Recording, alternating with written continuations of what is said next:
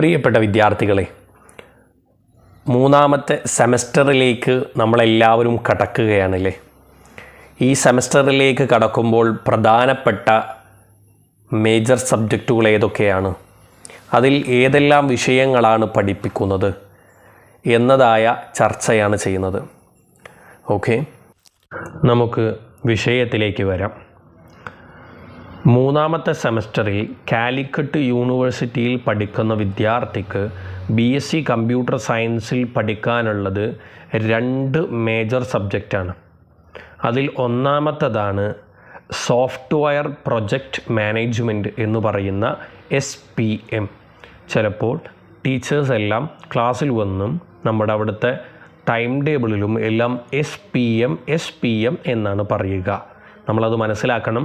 SPM എന്ന് പറഞ്ഞാൽ software project മാനേജ്മെൻറ്റാണ് അർത്ഥം. ഓക്കെ, ഇനി നമുക്ക് ഓരോ മൊഡ്യൂൾസുകൾ നമുക്ക് നോക്കാം. SPMൻ്റെ ആദ്യത്തെ മൊഡ്യൂള്, മൊത്തം നമുക്ക് 5 മൊഡ്യൂളുകളാണുള്ളത്. അതിൽ 4 മൊഡ്യൂളാണ് പഠിക്കാനുള്ളതും 5ാമത്തെ മൊഡ്യൂള് പ്രാക്ടിക്കലായിരിക്കും. അപ്പോൾ ആദ്യത്തെ മൊഡ്യൂള് അതിൻ്റെ നെയിം എന്ന് പറയുന്നത് introduction to software engineering and process models എന്നതാണ് നമ്മുടെ പാഠത്തിൻ്റെ പേര് എന്ന് വേണമെങ്കിൽ നമുക്ക് പറയാം. ഓക്കെ, അപ്പോൾ അതാണ് നമ്മുടെ ആദ്യത്തെ യൂണിറ്റ്. ഇനി അതിൽ വരുന്ന കാര്യങ്ങൾ എന്തൊക്കെയാണ്? അതിലെ ഒന്നാമത്തെ പാഠം എന്ന് വേണം നമുക്ക് പറയാം. ഒന്ന് സോഫ്റ്റ്വെയർ ആൻഡ് സോഫ്റ്റ്വെയർ എൻജിനീയറിംഗ്. അതിൽ തന്നെ nature of software, software engineering, software process. Okay, ഇനി രണ്ടാമത്തത് software development life cycle, SDLC എന്ന് പറയും. മൂന്നാമത്തെ പാഠം prescriptive process model, waterfall model, incremental model, evolutionary process model. ഇനി നാലാമത്തത് agile development, what is agility, what is agile process. 5ാമത്തത് extreme programming. Okay, ഇങ്ങനെ 5 പാഠങ്ങൾ ഉൾക്കൊള്ളുന്ന ഒരു ചാപ്റ്ററാണ് ഒന്നാമത്തതിലുള്ളത്. ഓക്കെ, മനസ്സിലാക്കി വയ്ക്കാം. ഇനി രണ്ടാമത്തെ മൊഡ്യൂൾ എന്ന് പറയുന്നത് software requirements and design concept എന്നതാണ്.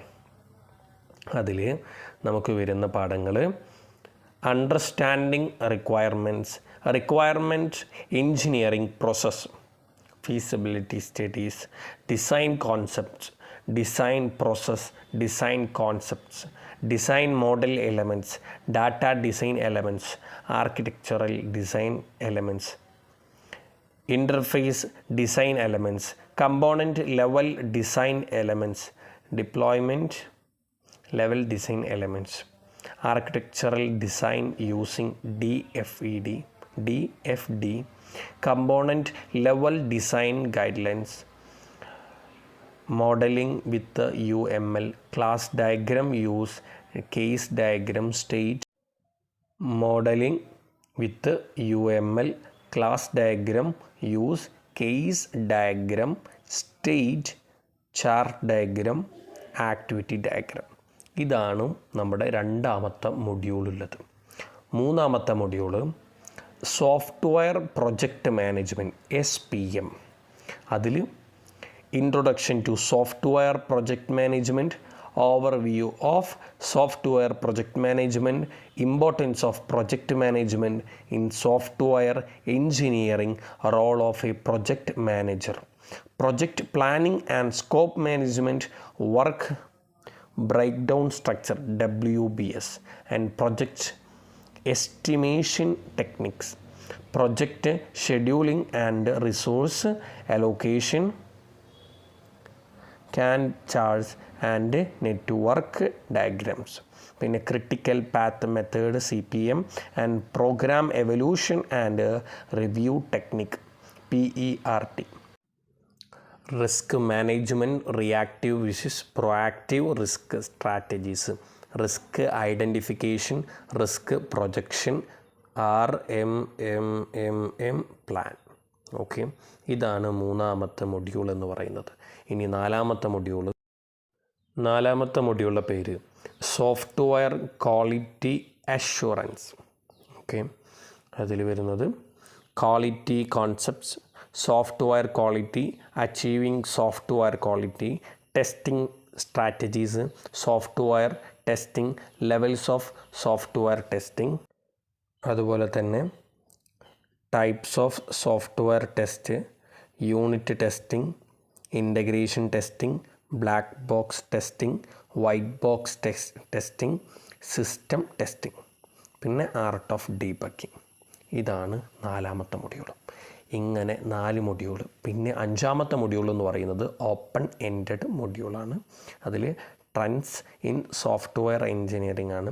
അതിൽ നമ്മൾക്ക് ഉണ്ടാവുന്നതെന്ന് പറയുന്നത് case study of case tools, prepare A project report, analysis of real world software project management case studies, group of project presentation. അപ്പോൾ ഇങ്ങനെയുള്ളതായ 5 മൊഡ്യൂളുകളാണ് നമുക്ക് പഠിക്കാനുള്ളത്. അതിൽ 4 മൊഡ്യൂൾ നമുക്ക് പഠിക്കാനും 5ാമത്തെ മൊഡ്യൂൾ പ്രാക്ടിക്കലും ആയിരിക്കും.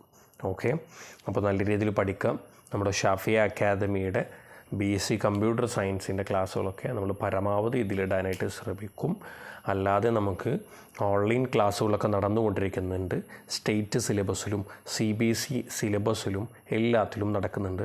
സ്റ്റേറ്റ് സിലബസിൽ 5ാം ക്ലാസ് മുതൽ +2 ക്ലാസ് വരെയും, CBSE സിലബസിൽ 5ാം ക്ലാസ് മുതൽ 10ാം ക്ലാസ് വരെയുള്ള അടിപൊളി ബാച്ചുകളാണ് നമ്മുടെ ഷാഫി അക്കാദമിയിൽ നടന്നുകൊണ്ടിരിക്കുന്നത്. അതുകൊണ്ട് തന്നെ അതിനെപ്പറ്റി കൂടുതൽ അറിയാൻ താല്പര്യമുള്ള നിങ്ങളുടെ വീട്ടിലുള്ള നിങ്ങളുടെ അനിയന്മാർ, അനിയത്തിമാർ അവരൊക്കെ ചേർത്തി നല്ല രീതിയിൽ ഫ്രണ്ട്ലി ആയിട്ട് പഠിപ്പിക്കുവാനും എല്ലാവിധ വിഷയങ്ങളും ഒട്ടും ബേസില്ലെങ്കിൽ പോലും ഉഷാറാക്കി തരും എന്നൊരു ഉറപ്പ് ഞങ്ങൾ തരികയാണ്. അതുകൊണ്ട് തന്നെ കൂടുതൽ ഇൻഫർമേഷൻ വേണ്ടവർ നമ്മുടെ അക്കാദമിയുടെ നമ്പറുമായിട്ട് കോൺടാക്റ്റ് ചെയ്യുക. ഓക്കെ, ശരി.